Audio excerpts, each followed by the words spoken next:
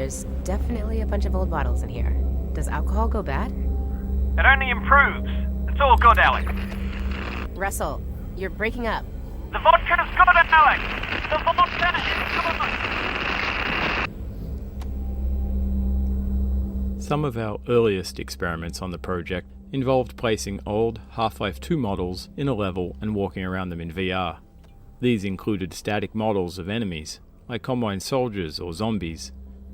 We found that players really enjoyed being able to inspect these models, because VR let them get much closer than they'd been able to in the past. Players reported getting a sense of the true size of the characters, and would often point out details that they had never noticed before, even though they had seen these models many times throughout Half-Life 2. These reactions led us to the idea of creating an enemy that took advantage of that experience, one that required players to spend long periods of time in close physical proximity to it. But enemies typically don't let the player get near them without attacking, so we felt it made fictional sense for this enemy to be blind, and to feature non-combat gameplay as its focus. Early experiments with guiding a blind creature using sounds were immediately interesting, and gave us a way to create scenarios unique to the product. Thus, the concept for Jeff, known as the blind zombie internally, was born.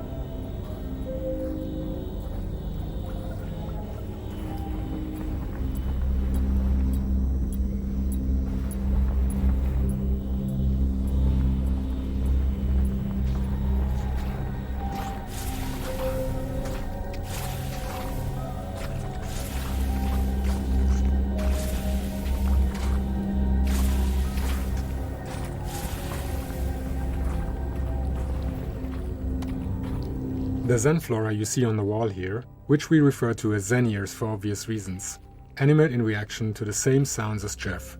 Early in development, we would observe situations where playtesters would fail to notice Jeff becoming enraged by a sound.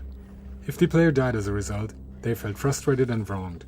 We worked to make Jeff's animations and sounds communicate his level of aggression to the player as clearly as possible. But if players weren't looking at Jeff, they could still be caught unaware. Adding these Zen ear growths to the environment was a way for us to help players be more aware of Jeff's reactions to sound. The Zen ears work as an extra layer of visual feedback for Jeff's behavioral state, one that lives in the environment instead of on Jeff himself.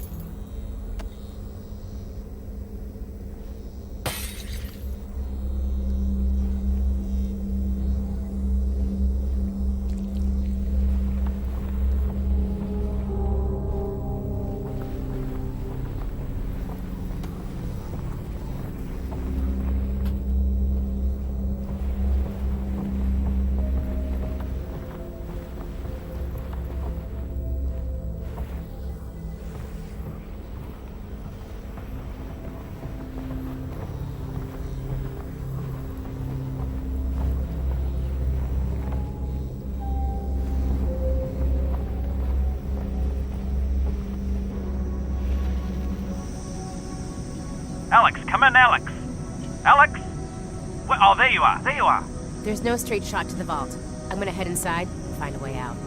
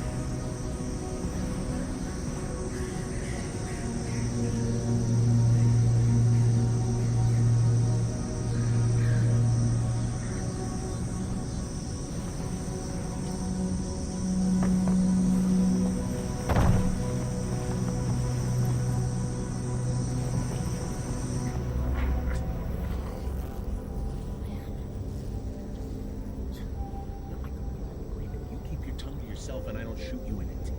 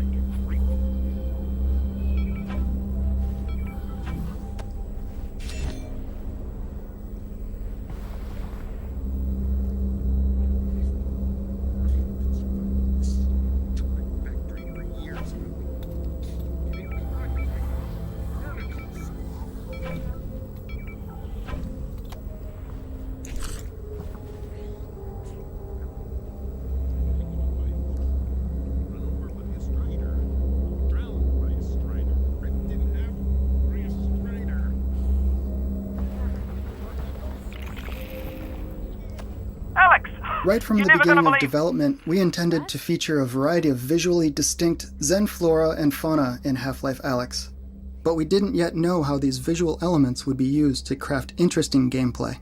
Referred to internally as Zen clams, the Zen plants you would see here were originally built to add visual flavor to the world and were only lightly interactive. They would track the player's head and hands and would close tight if the player got too close. When we began working on Jeff, we wanted to find surprising new ways to use sound as a core gameplay mechanic. In particular, we wanted to make players wary of the environment around them. We realized we could use the Zen clams as a type of noise hazard by having them repeatedly snap open and shut when approached by the player. We had already placed these clams in earlier parts of the game, which meant that players would reach the distillery with an understanding of how they functioned. The introduction of Jeff changed the player's relationship with the Zen clams, as they went from being harmless but annoying to a dangerous hazard that players would need to take care to avoid.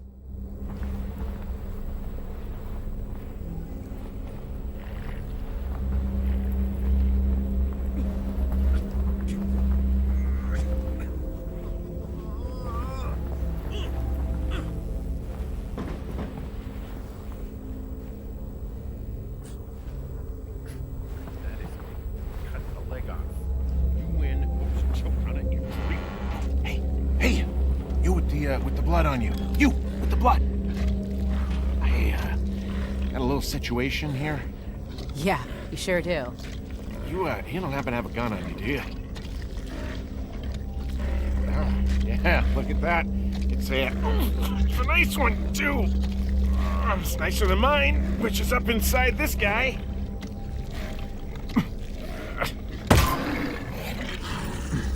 Thanks. What the hell was that? Oh, that's Jeff. Jeff? Oh, don't worry. He can't see. Here's just fine, though. Got an ear like Mozart. Who? All right, now let me help you out. All right, see you on the other side, Greenhorn. And keep your voice down. Early versions of the distillery explored a variety of methods for subtlety, teaching players how Jeff works without any explicit exposition. Though some of the training techniques were quite successful, anything less than a complete understanding of Jeff's behavior resulted in players bungling their way through this section of the game and having a terrible time doing it. Eventually, we determined that explicit training was necessary, and that's where the character of Larry came in. Larry acts as a gate, delivering critical information about Jeff's behavior before allowing the player to proceed. It's a dense learning environment and a delicate balancing act, ensuring that we deliver the rules of Jeff while still making Larry an interesting character. To spread out the exposition, you'll notice that it's distributed over a few different story beats as Larry first introduces Jeff, then demonstrates Jeff's predictable reaction to a breaking bottle, and finally explains that the player can prevent their own coughing on Zen spores by covering their mouth.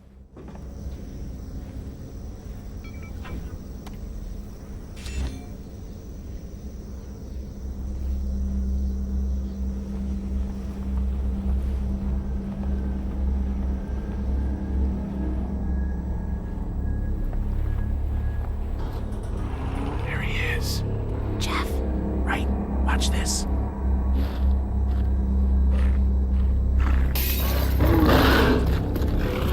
See, he's totally predictable.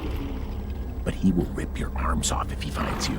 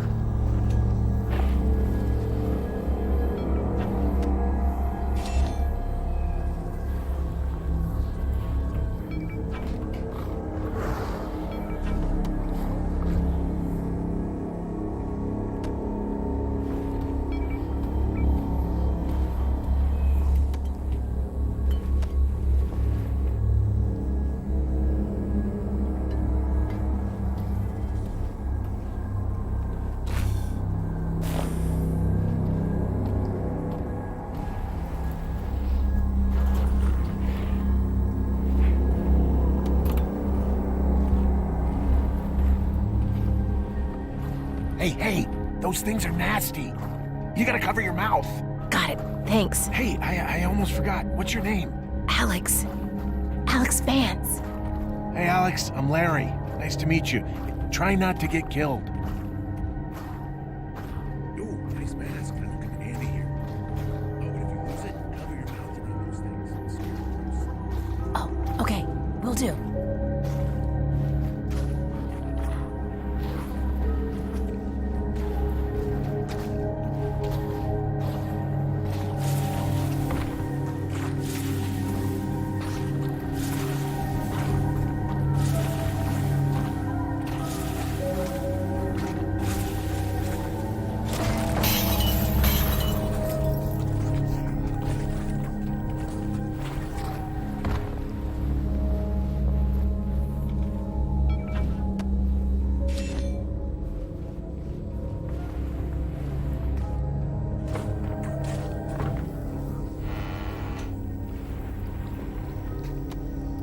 A core element of both the environment and Jeff himself are the Zen plants seen here spewing toxic gas that makes the player cough. These were not created to be merely ornamental or to support the novel VR interaction of players covering their mouth. They were added specifically to solve a long-standing challenge that we had with illustrating Jeff's personal space. One of the trickier aspects of designing Jeff was striking the right balance between perceived threat and actual threat. Many scenarios in the level force the player into close proximity with Jeff in order to create tension. We found that these moments could be exciting, but they could also become frustrating when players accidentally got too close to Jeff and were killed unexpectedly. Players reported not understanding how close is too close. We tried a number of solutions, such as adding glowing tentacles to Jeff that acted as a visual representation of the perimeter of his personal space. Touch the tentacles, and you die. Getting the look and feel of these tentacles to a satisfactory place proved challenging, however, and we backed away from the idea. Another problem we encountered was that a subset of our players quickly became comfortable around Jeff once they became adept at keeping their distance from him and avoiding sources of noise. For these players, dealing with Jeff felt trivial. He simply didn't feel like a threat to them. We discussed a variety of potential solutions to these problems, even wacky concepts, such as giving Jeff the ability to teleport to sources of noise. But it was difficult to come up with ideas that didn't feel like we were giving Jeff the ability to cheat. Eventually, we came up with the idea of having the player cough. This was appealing, as it gave us a way to make the player themselves a source of noise, thus causing Jeff to pursue them. We were also interested in making the environment more dangerous generally, and so our first experiments with coughing involved littering the level with Zen plants spewing toxic gas. Initial tests showed a lot of promise. Players now felt like Jeff was a dangerous pursuer, and they must carefully observe the environment to avoid the gas. We observed that players had a natural instinct to cover their mouth with their hand to suppress their cough. This was an affordance that VR with tracked hand controllers supported very naturally, so we implemented this mechanic right away. This still left us with the problem of players being unsure of how close they could safely get to Jeff. We realized that the earlier experiment of adding tentacles to Jeff could be replaced with a much simpler approach of attaching a toxic cloud directly to him. There were multiple benefits to this. First, it gave players visual feedback for how far they needed to stay away from Jeff to be safe.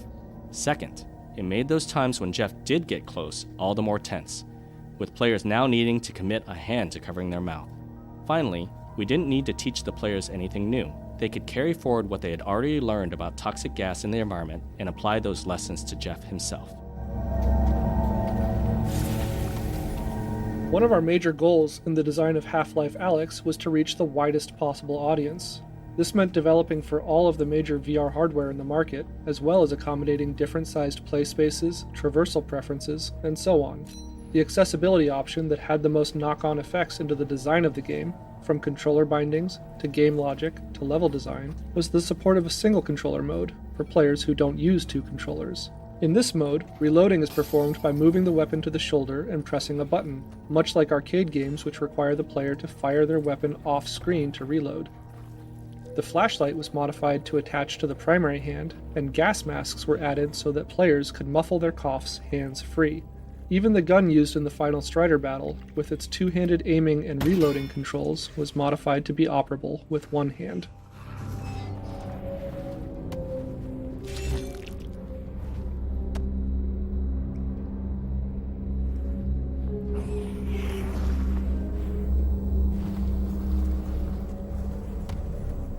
As we refined Jeff's behavior and visual design, we thought a lot about how we wanted players to feel about him.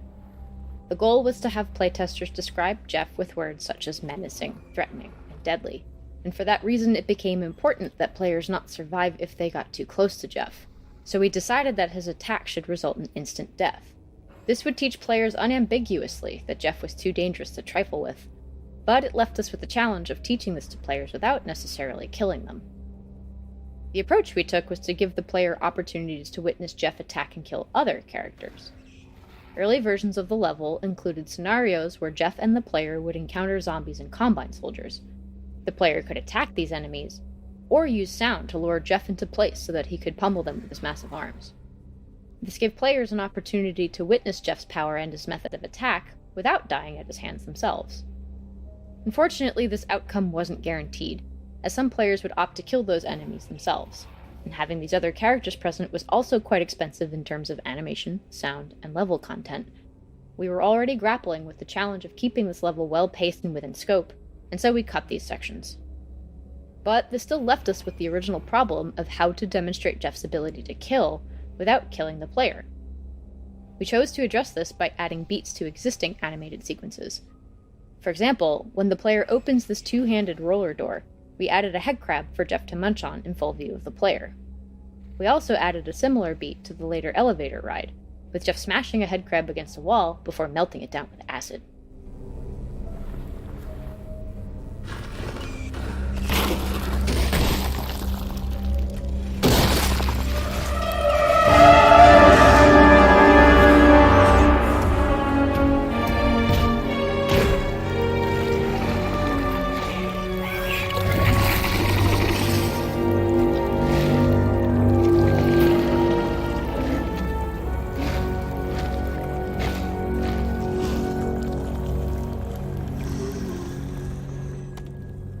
Even though Larry instructs the player on the basics of how Jeff works, we found that we needed to let players test those rules without having Jeff in their immediate personal space. If we made players first interact with Jeff face to face, they often fell to pieces and forgot the rules. They would die over and over again, and their fear of Jeff would quickly turn into frustration and annoyance. This area was created to serve as a training playground, where players can observe Jeff reacting to various sounds while remaining safe from his attacks. It contains many of the elements that are encountered throughout the rest of the level, including some falling bottles, a padlock that needs to be shot, and various types of Zen plants. Jeff remains close enough to feel threatening, but he cannot attack the player. Players can spend as much time here as they need to, and move on when they feel like they've got a good grip on how Jeff works.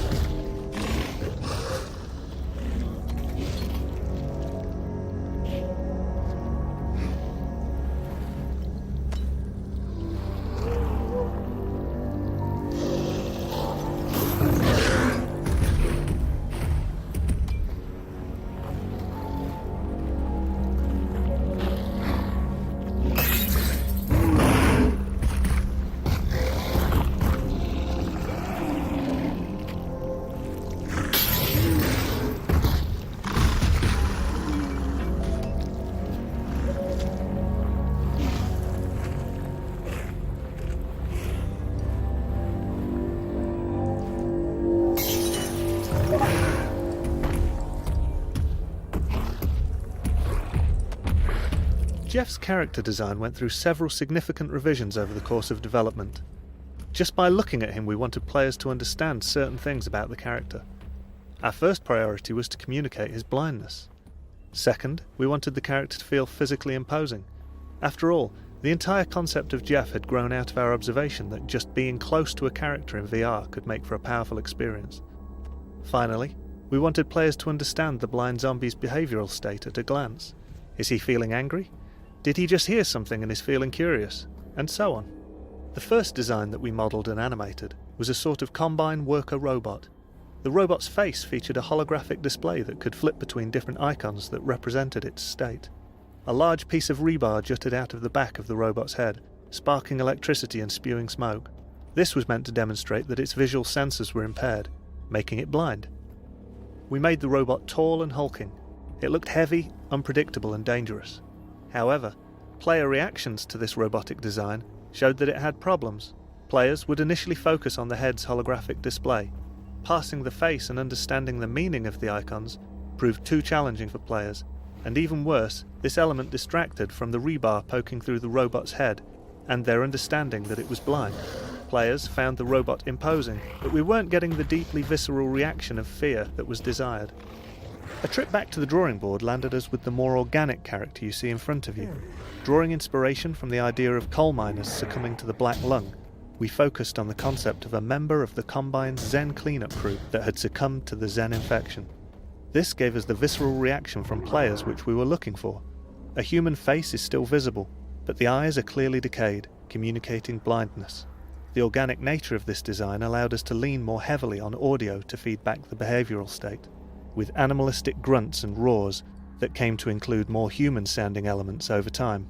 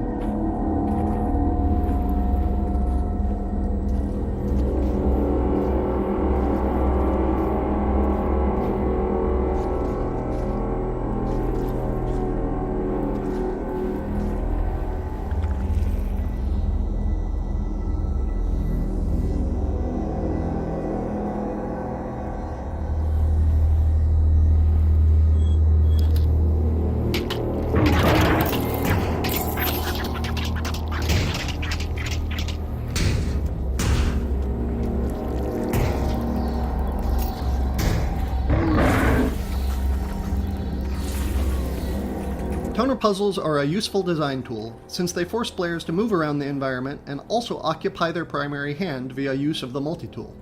In this area, the player has to aim their flashlight to navigate, point their offhand to teleport, cover their mouth to prevent coughing, follow wires with the multi-tool, and potentially pull bottles with their gravity gloves.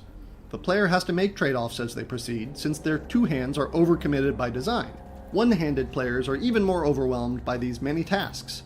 This is why we littered the distillery with gas masks the player can attach to their mouth, so they won't have to use a hand to muffle their cough. This toner puzzle went through several revisions, many of which left Jeff free to roam while players worked on the puzzle. But this resulted in players having to juggle too many elements at once, and their fear of Jeff quickly turned into frustration. The solution was to keep Jeff locked up while players solved the puzzle, with his distant roars maintaining a level of tension.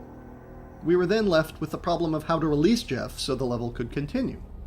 Initial ideas involved having Jeff break out from the freezer on his own when the puzzle was complete, but this felt contrived and scripted compared to having the player free Jeff from the freezer. The toner puzzle mechanic gave us a logical solution to this problem, with the added benefit of creating a moment of high tension for the player when they realize they're going to have to open the freezer door and release Jeff in order to proceed.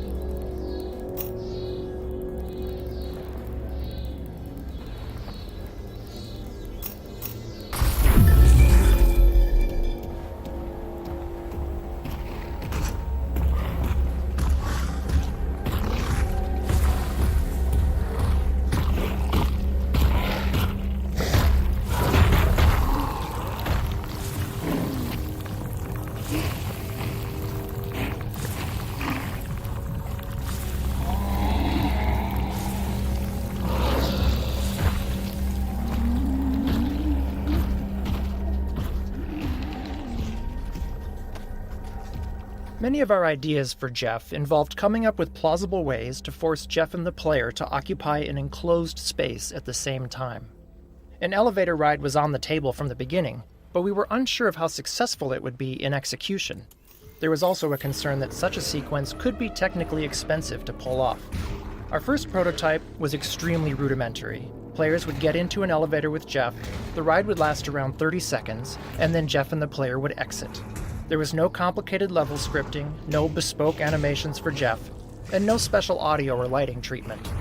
Despite the relative lack of polish, players had a strong positive reaction to the sequence, even naming it a highlight of the game when we ran company-wide playtests. This convinced us that it was worth putting more work into the elevator ride to make it something really special.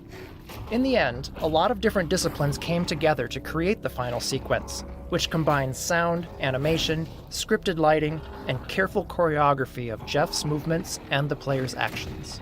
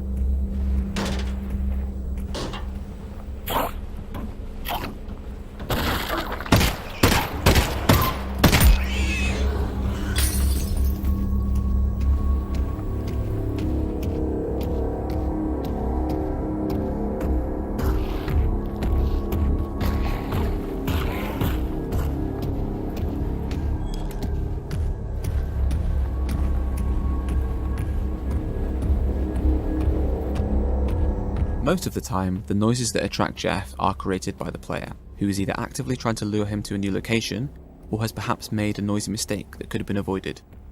The key point being that the player feels some amount of responsibility for the noises being made. The goal of the upcoming hallway was to flip that idea on its head, if only for a moment. Like a misbehaving pet, this cheeky headcrab appears to surprise and infuriate the player, clumsily knocking over a series of bottles before escaping into a vent. Classic headcrab nonsense. We were surprised to find that many players wanted to check and see if the headcrab had indeed escaped. They would climb up onto the boxes and crane their head up into the vents. This prompted the idea of adding a small Easter egg to reward those players. Try it, and you'll find that the cheeky crab has indeed escaped to be annoying another day. The cost of adding these sorts of secrets needs to be weighed against the potential for players to actually discover them. In this case, our playtest observations made the cost appear worth it, in particular for the impact it would have in making the world feel more real. A full reality where living creatures go about their lives even if the player isn't there to witness them.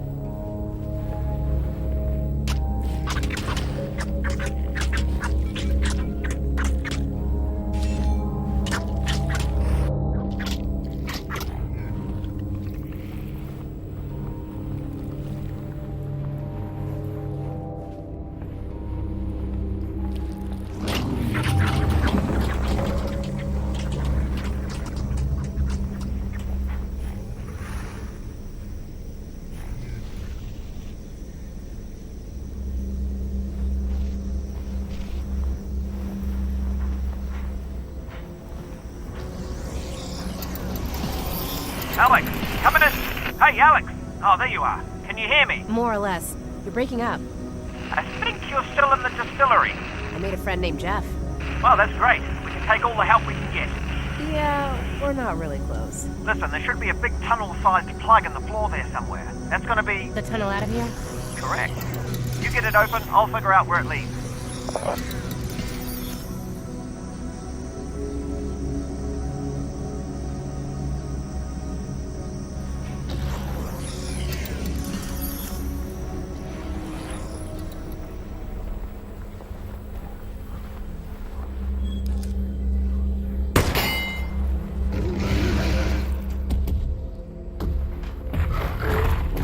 Since the entire premise of Jeff hinged on keeping Jeff and the player in close proximity to each other, the distillery map was constructed as a series of chambers connected by one-way transitions. Early on, we used two techniques in concert to keep Jeff and the player together throughout the level. First, each new area was gated with a special locked door. These took the form of impenetrable Zen membranes that only Jeff could tear through. The player would lure Jeff to the membrane using sound, and Jeff would break it open so that both Jeff and the player could proceed. We had always had a goal of having players describe Jeff in adversarial terms, as a constant pursuer or a thorn in their side. The problem with the Zen membrane concept was that it led to players describing Jeff as a useful tool, or worse, an angry co-op partner, rather than something they feared. Another way that we would keep Jeff and the player together was via the use of one-way drops. Jeff would fall off catwalks, platforms, and ladders into each new area. These drops functioned as intended, but just like the Zen membranes, elicited an undesirable reaction from players, especially when repeated multiple times. Watching Jeff do these pratfalls left players feeling like he was less dangerous. They felt sorry for him, and even laughed at him. Eventually, we realized that we could use combined force fields, which the player cannot pass through, as a way to create one-way doors. These force fields allowed Jeff to move through them, but required the player to follow via another one-way path. This allowed us to build thresholds where Jeff and the player could both move forward while eliminating the awkwardness of the Zen membranes, and avoiding the repeated falls that had previously made Jeff look so clumsy. Combined force fields also had a few other benefits. For one, they gave Jeff a convenient way to take a backstage route that is inaccessible to the player, like the one at the bottom of this ladder. They also tied in nicely with Jeff's fictional background as a former member of the Combine Zen cleanup crew.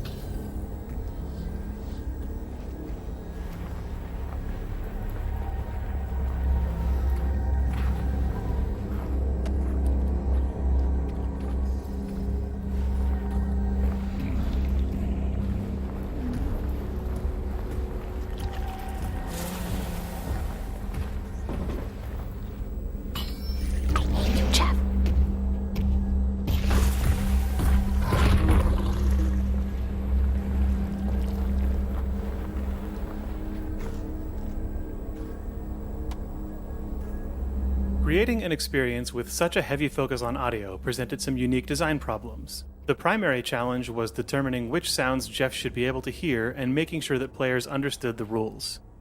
Half-Life Alyx contains a vast array of physics objects. However, through playtesting we found it best to use only a small set of them in the distillery.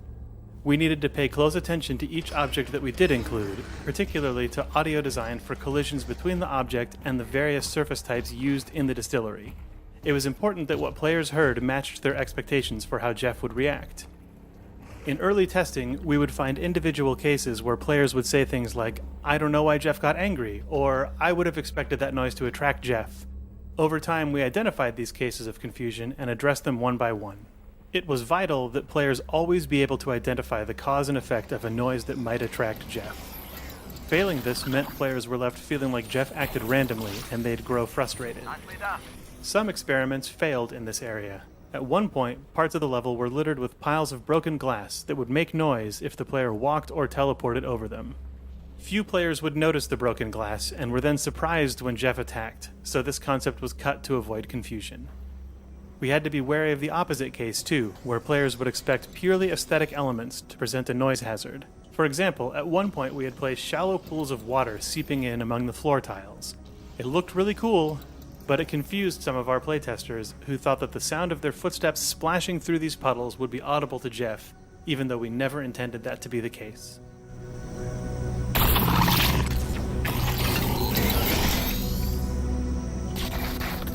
And there we go.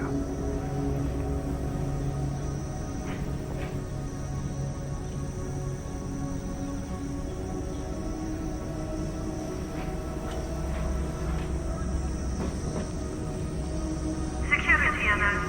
Reminder, ground team. Mission failure will result in permanent relocation. Response code. Breach. Maneuver. Inoculate.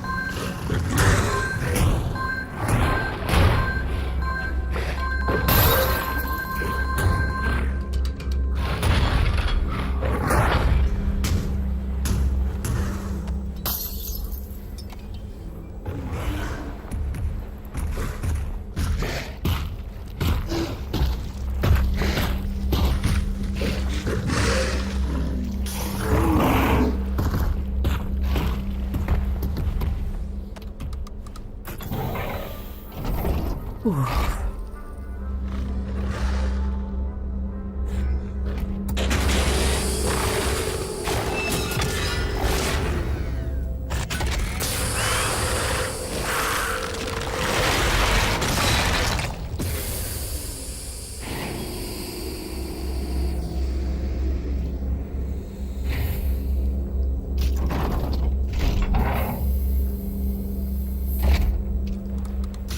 my god, Jeff, are you okay?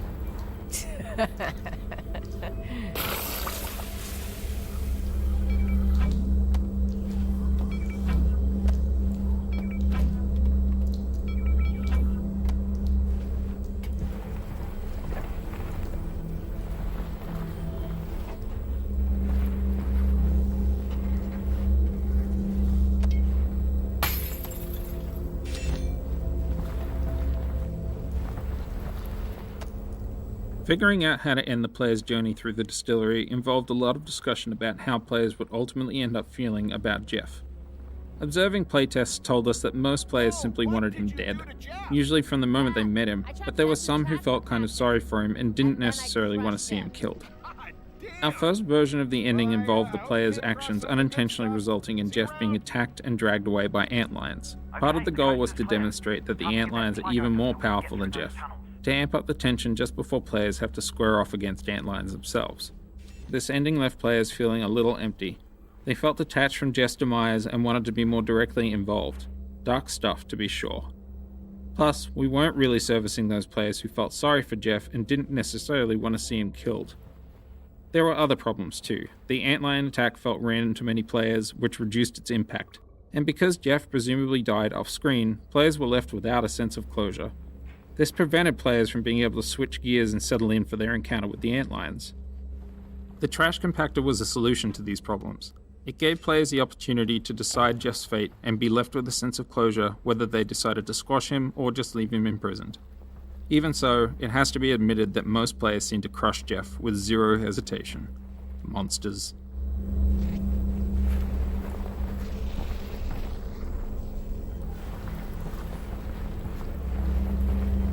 Try and find a console.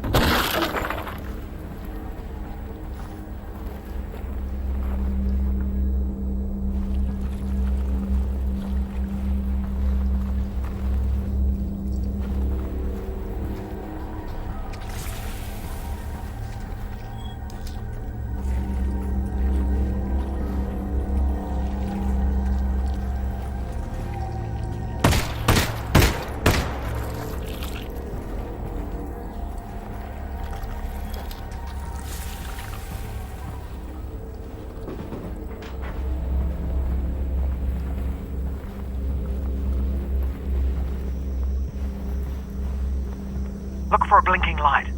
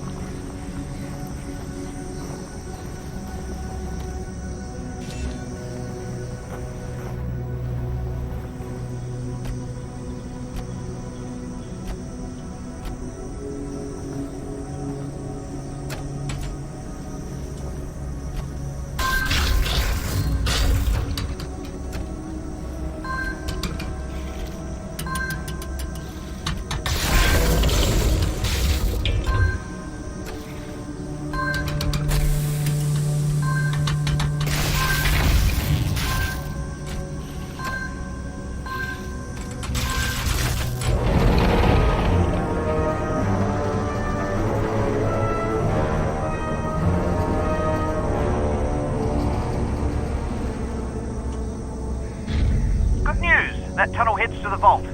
Great. Also, little heads up. I think the tunnel is full of antlions. Just in case I cut out permanently. Antlions. Antlions. Yeah, you know, aliens with stabby legs. Oh, yes, and very small, like ants. No. Like tiny little lions. No, that's not them. These ones are pretty dangerous. Right, well, whatever they are, they're down that tunnel. Yep.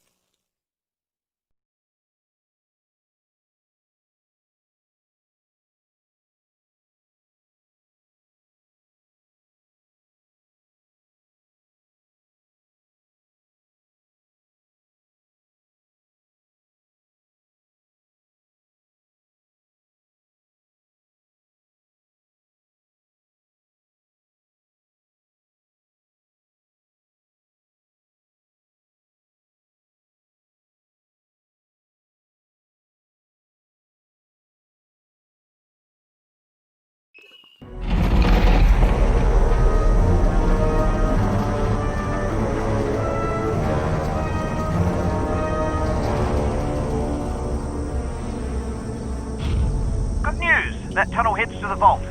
Great. Also, little heads up. I think the tunnel is full of antlions. Just in case I cut out permanently. Antlions. Yeah, you know, aliens with stabby legs. Oh, yes, and very small, like ants. No. Like tiny little lions. No, that's not them. These ones are pretty dangerous. Right, well, whatever they are, they're down that tunnel. Yep. Off I go.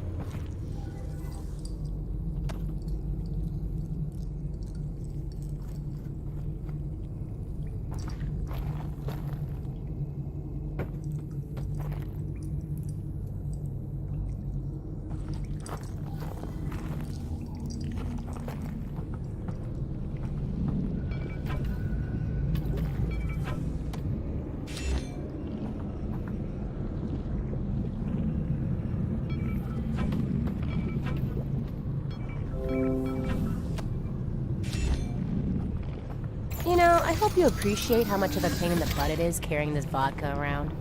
I do, but you do have two hands. Could you pick up a second on the way back?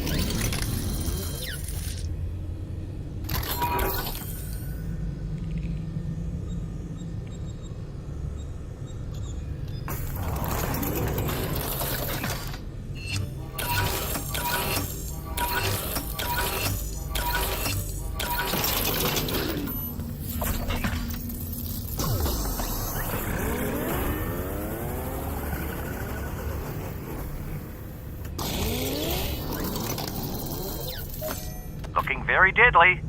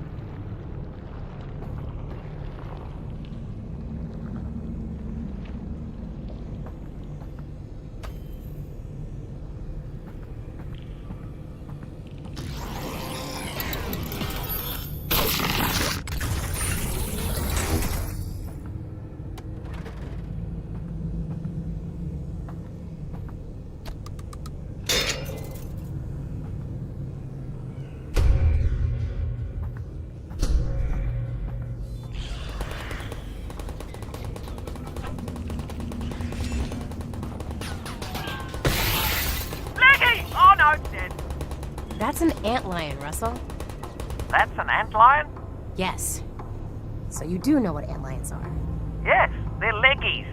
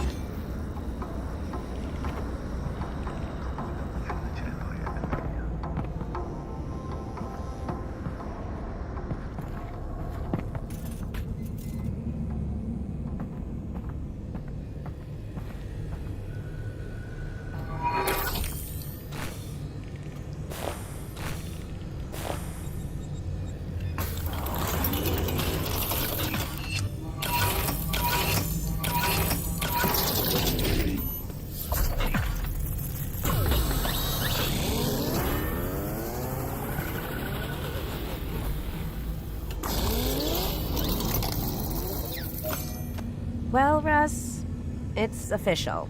There is nothing left of your gun in this gun. This is my gun. Alright, fair enough. You earned it. I still want those Russells back, though.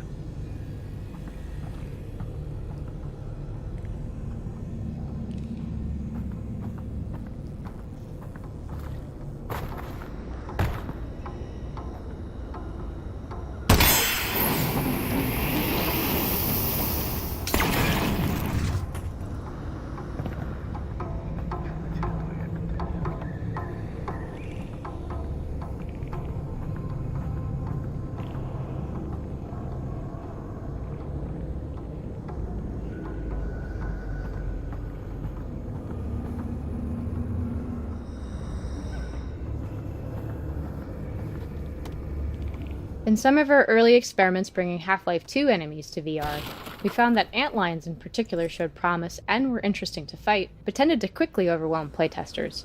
They were able to get into the player's physical space too quickly, and applied so much pressure that players just ended up endlessly teleporting around trying to get away. Around the same time, we were discovering that all players, even relative novices, have surprisingly good aim in VR.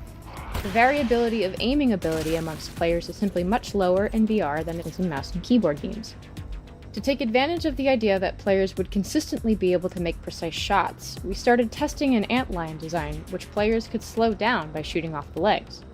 Playtesters reacted positively to both the need for accuracy and the organic feeling that this gave the antlions when their legs flew off and the injured antlion continued to limp toward them. The removal of the legs was clear to players, but presenting the fact that the abdomen was invulnerable until the legs were removed was a long-standing challenge. There was no single solution to communicating this effectively to playtesters, but rather a series of small additions that communicated the behavior. For example, we made the abdomen dull and black one invulnerable, and changed it to match the bright orange legs as it became vulnerable. Shooting armored parts of the antlion would generate sparks and hard ricochet sounds, while shooting the vulnerable body parts resulted in orange blood spurts and soft impact sounds. We also designed the death animations to emphasize the abdomen exploding, and ensured that an exploded abdomen chunk was left behind after the antlion was dead.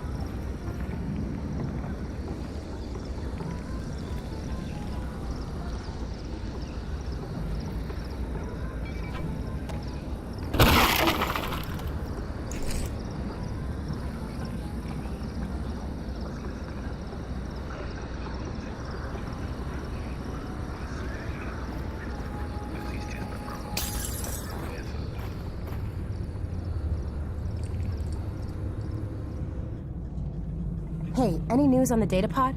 Your dad's head's down. He's working on it. He's got to be close. Great.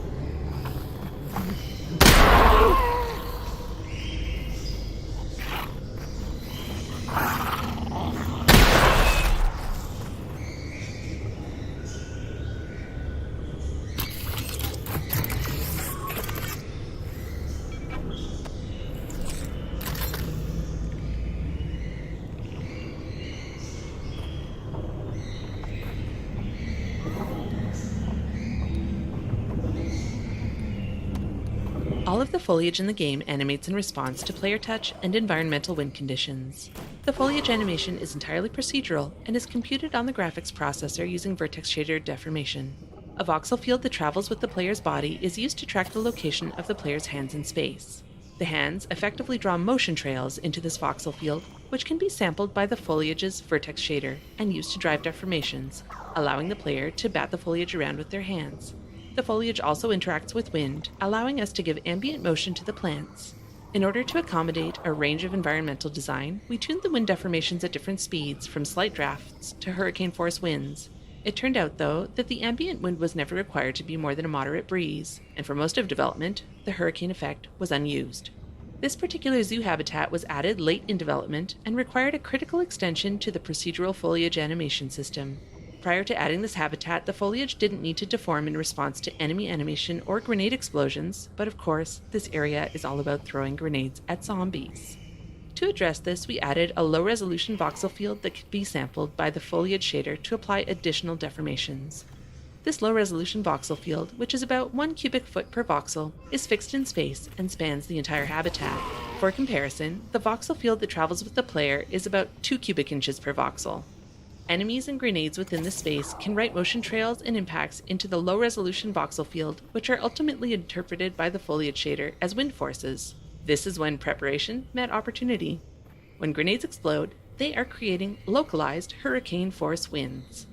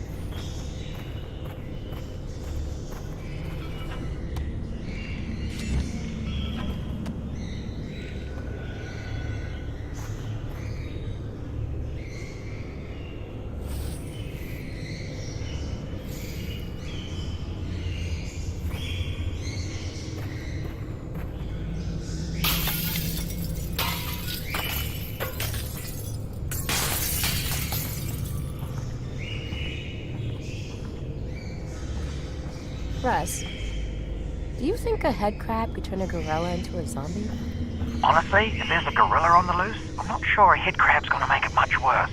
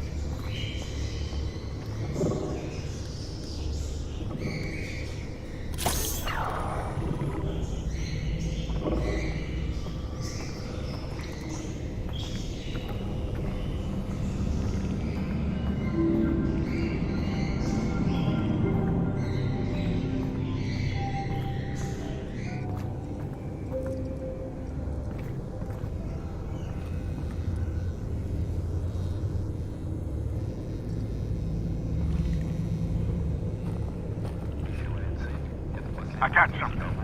What is it? Yeah. What is it, Dad? It doesn't look like they actually built the weapon. It's like they, I don't know, discovered something.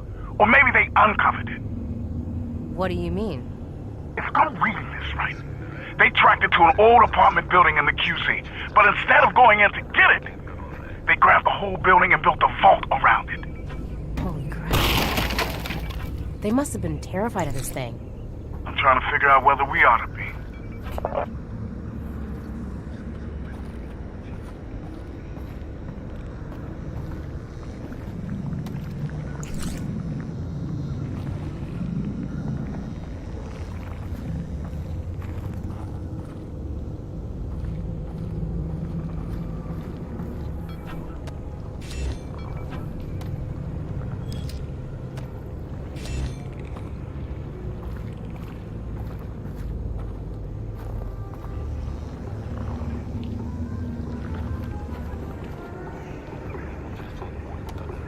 There were very few existing antlion sounds to work with coming into Half-Life Alyx, so unlike most of the familiar Half-Life creatures, which often had legacy sounds layered in, nearly all of the sounds for the antlions were completely new material. Starting with an almost blank canvas, we drew inspiration from the behavior of the antlions to inform their sound design. Since the antlions attack in waves, it seemed reasonable to us that they communicated and organized into groups for attack.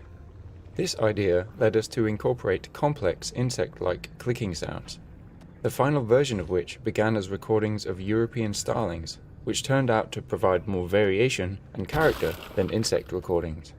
Here you can hear the original European starling sounds.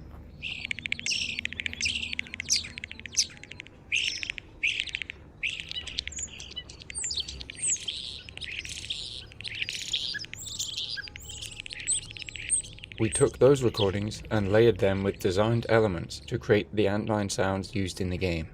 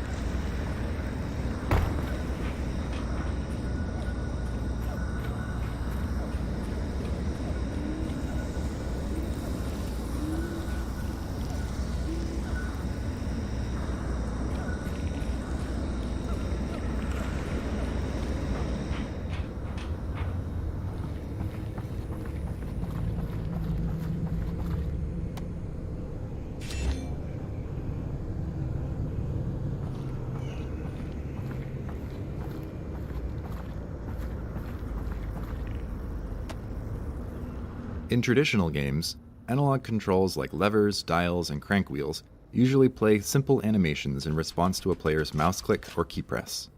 In VR, however, players with tracked hand controllers expect to be able to control analog interfaces by grabbing and moving them directly. To support this, we developed a new system that we call Anim Interactables. The opening mechanism of this health station is a good example of an Anim Interactable. To your left and right, you can see some more examples, such as a large railroad switch, the Vortigaunt's fire alarm doorbell, a crank wheel, a rolling cabinet door, and both the antenna and tuning dial on the radio. Anim Interactables like these allow us to give the player control of analog interfaces while constraining their input to an authored range of motion. The system uses the position and orientation of the player's hand to drive the animation of a model which defines the analog interface. As the player moves their tracked controller, the Anim Interactable continuously performs a search to determine if playing the animation forward or backward will place the interaction point closer to the tracked controller's position in space. This allows the player to drag the animation forward, backward, or hold it stationary. The result is an intuitive correspondence between the player's body and the virtual interface. Furthermore, these interactive animations don't necessarily have to make physical sense. Artists simply animate the range of motion they want the player to be able to control. These Anim Interactables have their debug visualizations turned on, so you can see the authored range of motion, including the nonlinear paths used on the railroad switch, the health station, and the crank wheel. Anim Interactables allowed us to make all kinds of objects in the world interactive, from mundane man-made devices to intricate combine mechanisms, without the need to run complex physical simulations. Feel free to play around with the Anim Interactables in this area before moving on.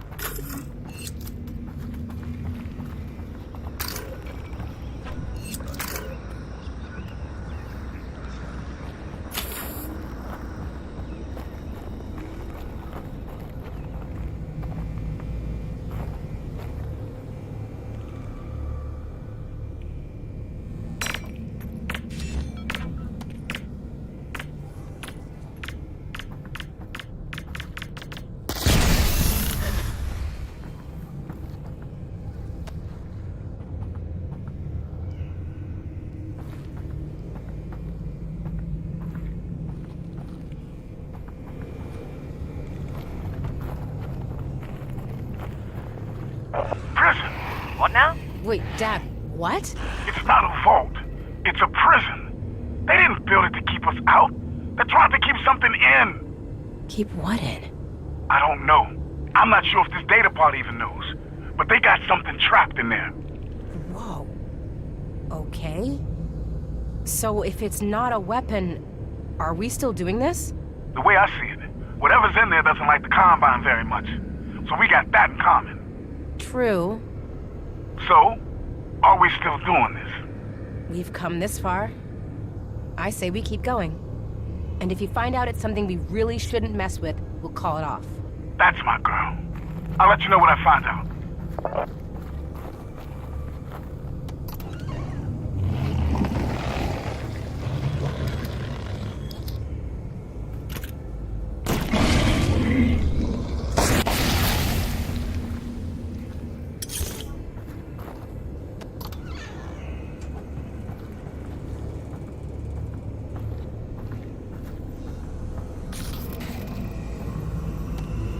Sometimes large chunks of a level are shifted around or reordered as we work on the game.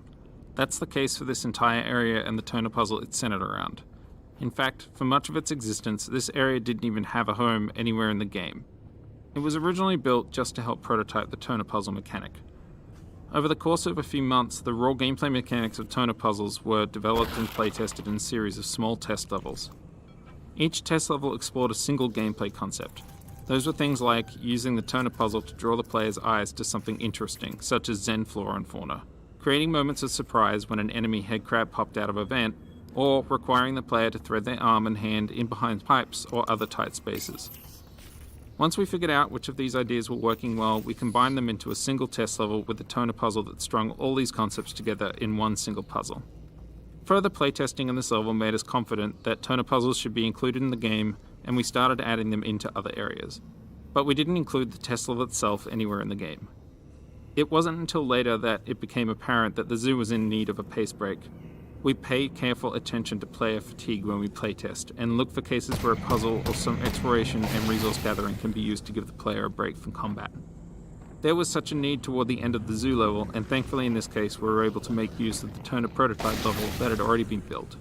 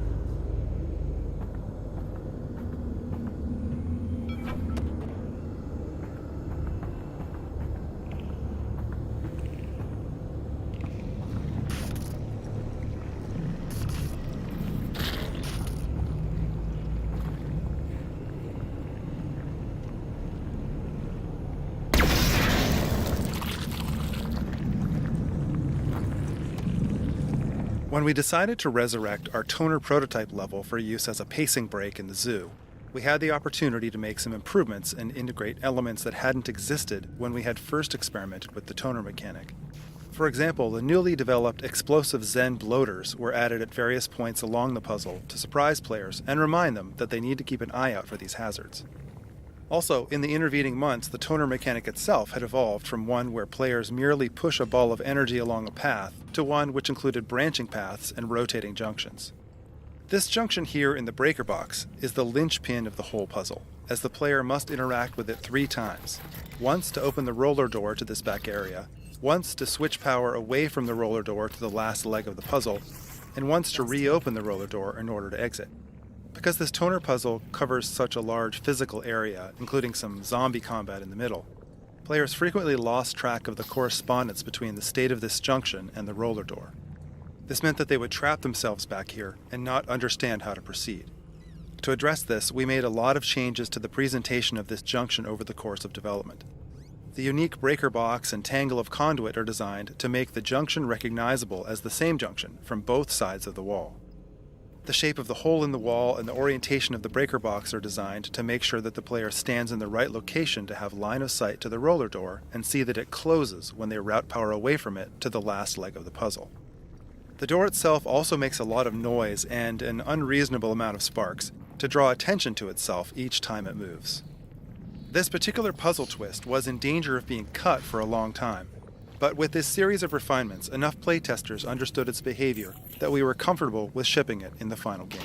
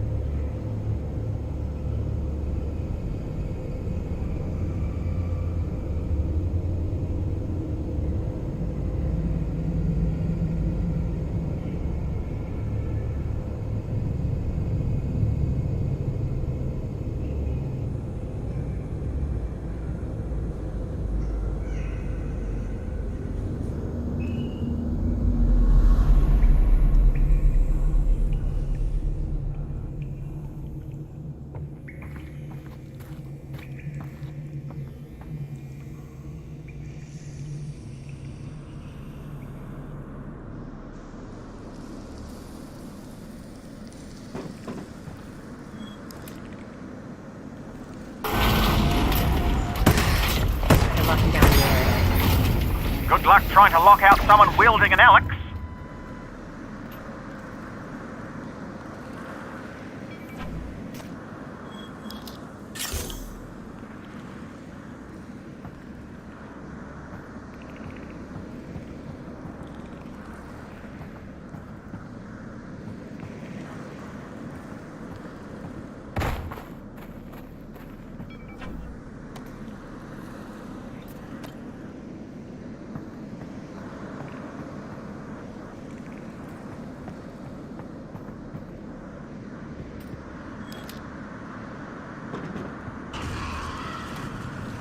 The emergence from the zoo gave us an opportunity to present players with a dramatic vista and to show them how much progress they had made in the journey to the vault.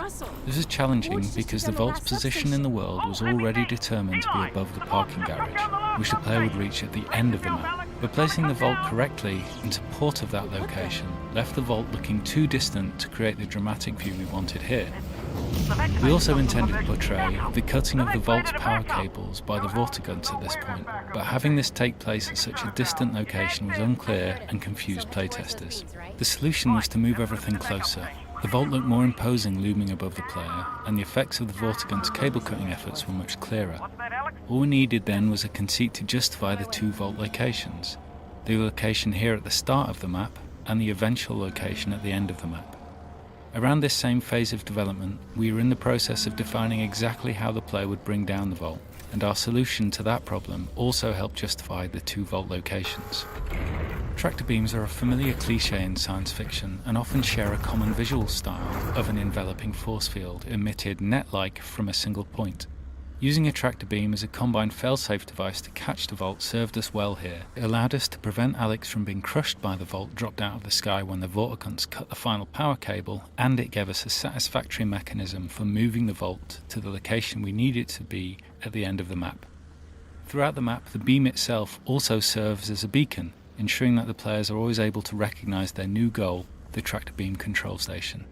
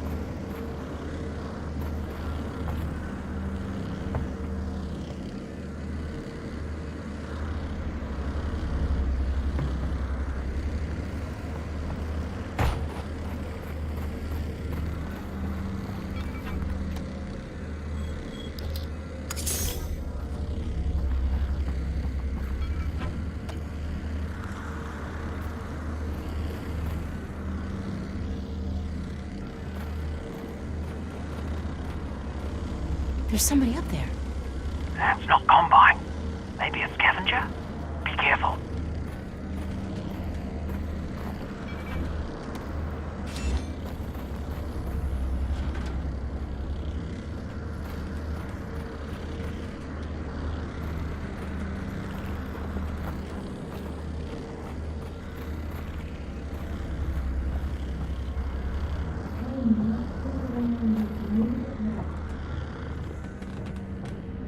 Why can't we do it? Well, then who is on guard? Eli, come here! What is it, Russell? Listen to this. Okay, well, go get them.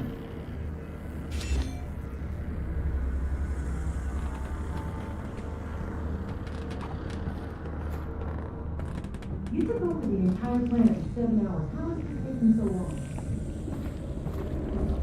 Oh, no, it's fine. I can wait. Oh, sarcasm. Well, I'm thrilled you thought that. Yes, that was sarcasm as well. And just to remind you the thing I need to talk to your boss about is how we're running out of time. Well, what about if I went and got my supervisor? Would that move the needle on this thing? No, that's the point. I am my supervisor. You're killing me.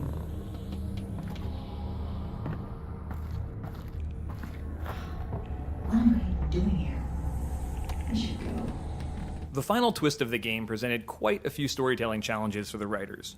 The game is long, much longer than a movie, and the surprise reveal of the G-Man at the end felt almost impossible to sustain over the entire experience. Everyone on the team assumed that through basic deduction, most players are going to figure it out along the way. So the solution, like in most good stories, was to just add more stuff, more details, more questions, and more nooks and crannies to the plot. The writers quickly realized that there was one big distracting name, Gordon Freeman, that would pull the players' attention away from any theories they may be cooking up on their own. We then realized that we could use the absence of the G-Man in the story, in the eerie parallels between the G-Man and Gordon's experiences at Black Mesa, to redirect player attention and propel the story towards the final act. If the player thought they had uncovered a new mission to save Gordon Freeman from stasis, then the twist at the end could be secure. To pull it off, the writers created a new, mysterious character, a scientist collaborating with the Combine. This addition came late in the project, so the writers relied on another tried-and-true tact: base the character on an actor we're fond of, and then do our absolute best to cast and record with that person. The chosen actor had struck a particular tone with the writers. She has an easy, in-command confidence, and a smooth southern Missouri drawl. This not only sets her apart from the other characters in the Half-Life universe, but makes the character easy to hear on the page, which is incredibly important when time is short at the end of the project. And once she was in the studio, her pitch-perfect performance assured us that we'd made the correct decision. Of course, then the scene still had to be built.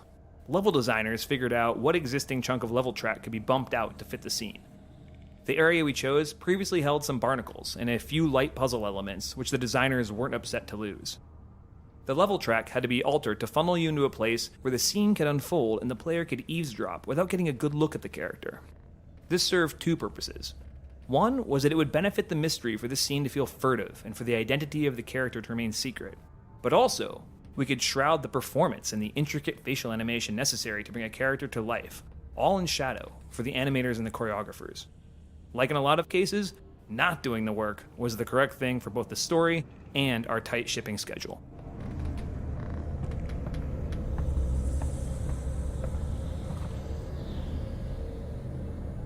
Hi. Okay, great. Finally. Hi. We need to move the box or this thing is going to be Black Mesa all over again. Well, now I'm telling you it is, Rick. Look, if it's still here when she gets there, he's gone. What in the history of today makes you think you're going to stop her?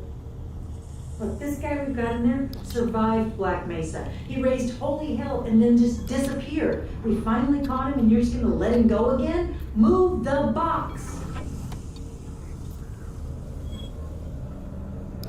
Survived Black Mesa, then disappeared. Eli, they do have a super weapon. God damn it, Russ, they got Gordon Freeman. Oh, wow. That's good, right? This is very, very good. This is a miracle. All right.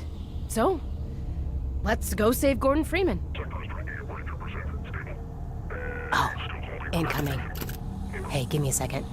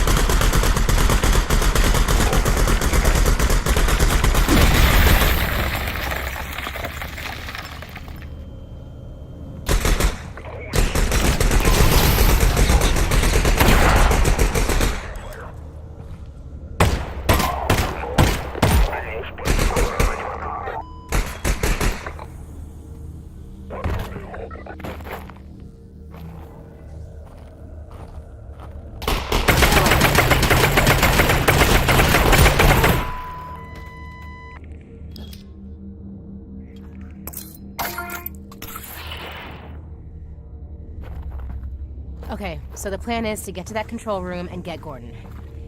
I'll be honest, people talk about him a lot, but I always just assumed he was dead. Me too. Hey, Dad? Are you there? Yeah, what's up, Alex? If Gordon survived Black Mesa, where's he been? I don't know, but I bet it's a hell of a story.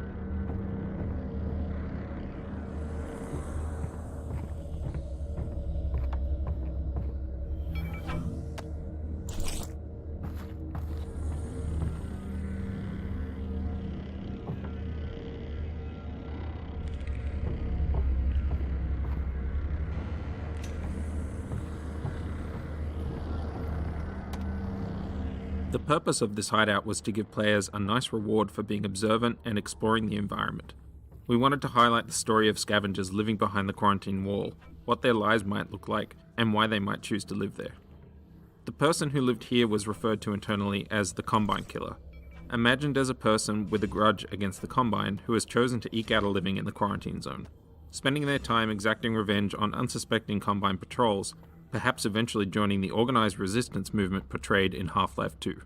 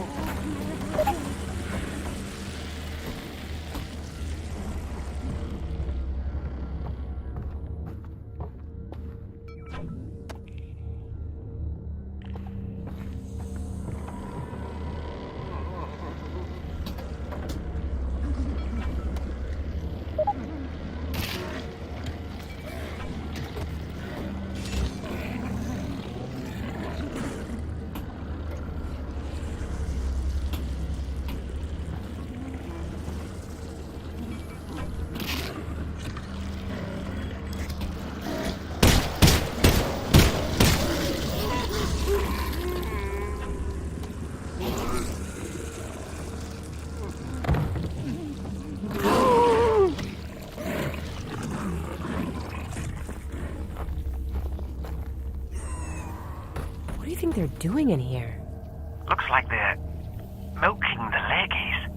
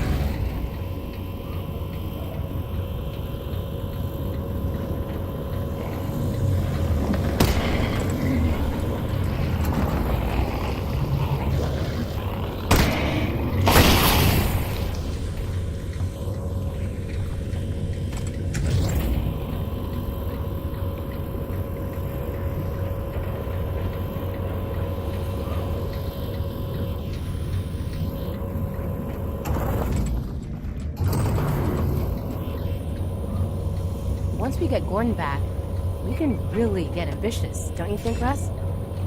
Maybe we could take down the Citadel. Well, he saved humanity once. I'm willing to bet he can do it again. And this time he won't have to do it alone.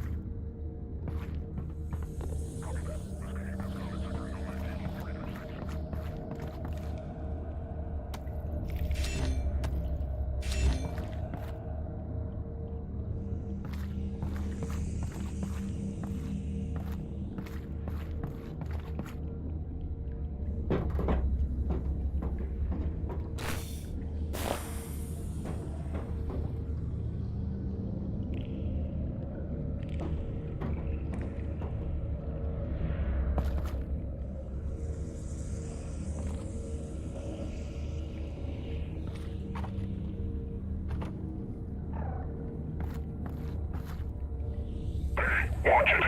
I don't want to get any of this crap on me. Why? Is it dangerous? We're not dumping it in the pit because it's safe. Keep moving. Weapons free. Overwatch requesting extraction on Echo 1.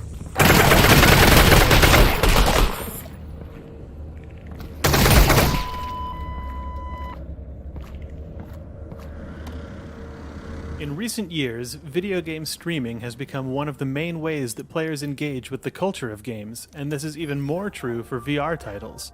where players who do not have VR equipment want to participate. To address this audience, we created a spectator HUD, which displays the VR player's health, ammunition, resin, and the contents of their wrist pockets.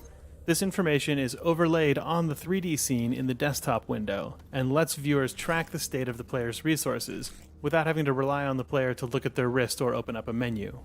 The Spectator HUD started off as a tool used by the development team to display resources, as well as the state of controller buttons and other diagnostic information. An interesting side effect of this HUD was that it made playtests way more exciting to watch, because we as an audience had information the player wasn't necessarily aware of. For example, playtest observers might realize that a player had barely survived an encounter when the players themselves had never even checked their health. We even saw cases where players killed an enemy with their very last bullet without realizing it themselves.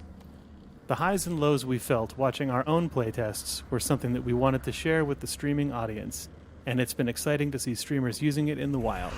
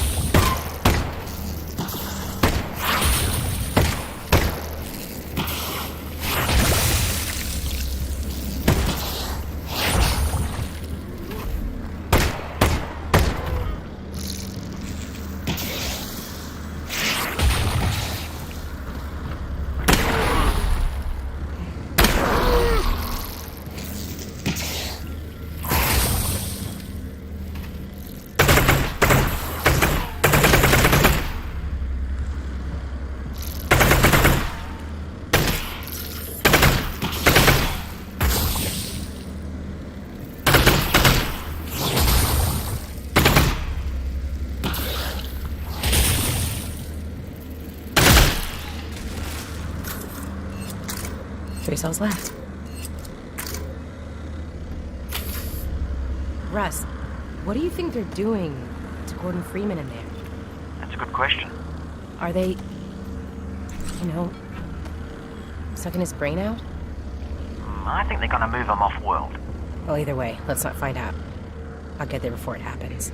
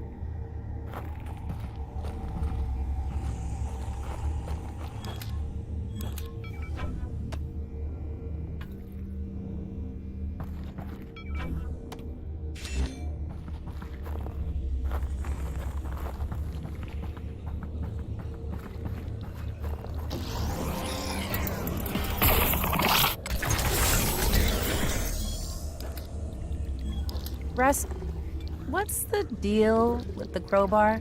Oh, you mean Gordon Freeman's crowbar? Yeah. Oh, Alex! He fought his way out of Black Mesa with nothing but that crowbar. No way. It's true. Well, it's true that that's what they say. You know, nobody knows for sure. Well, when I get him out, let's give him a gun. Yes, not mine. I'm out of the gun lending business. Okay?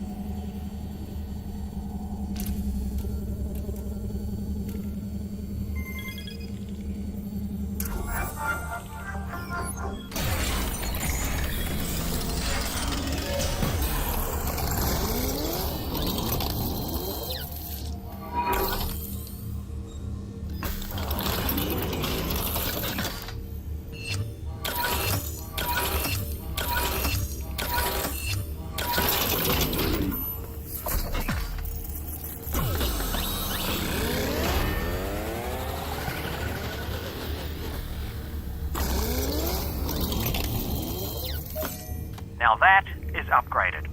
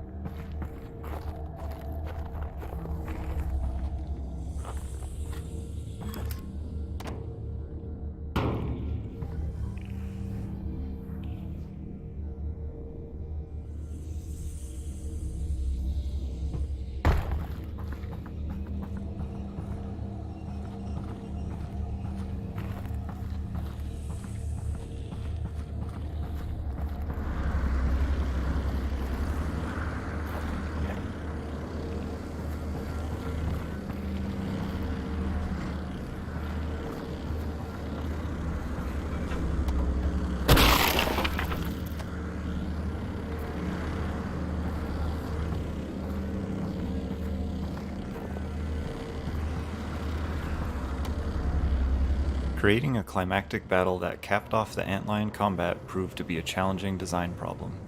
We wanted to create a sustained combat experience that was substantial enough to challenge players who had refined their skills against the antlions. But simply throwing a large number of antlions at the player all at once was not a particularly engaging experience, nor was it compatible with our established combat balancing. Rather than containing the player in a restricted space and spawning waves of enemies, we wanted to keep the player engaged and moving through a gauntlet of constant pressure toward a goal. To do this, we needed an arena with a clear linear flow and a porous layout that would allow the player to maintain sight of their goal while being flanked by swarms of antlions as they move toward it. This tanker yard, which we had originally built for a narrative scene that was cut from the game, had the properties we were looking for. The long tanker cars lead toward the intended direction of travel, and their positioning requires the player to pay careful attention to their sides and rear as they advance. The Combine tractor beam tower is framed at the end of the tracks, providing a clear goal for the player. The placement of the glowing red sign in the direction of the tractor beam was also a deliberate decision, a technique used by the environment artist to subconsciously pull players in the desired direction via visual contrast, even in the event that they've momentarily lost their bearings in the chaos of the battle. The pacing of the combat here was carefully balanced to leave most playtesters on the brink of being overwhelmed and feeling like they made it through by just the skin of their teeth. It took many iterations of enemy placement, ammo and item placement, and player path adjustments to achieve this balance. We ultimately settled on a design that featured a steady stream of advancing antlions, with antlion spitters placed at the far end of the space, applying enough pressure to prevent players from rushing toward the goal. Combine soldiers up on the raised platforms divert player attention to the right-hand flank and provide verticality in target prioritization, adding to the sense of frenzy we sought to create.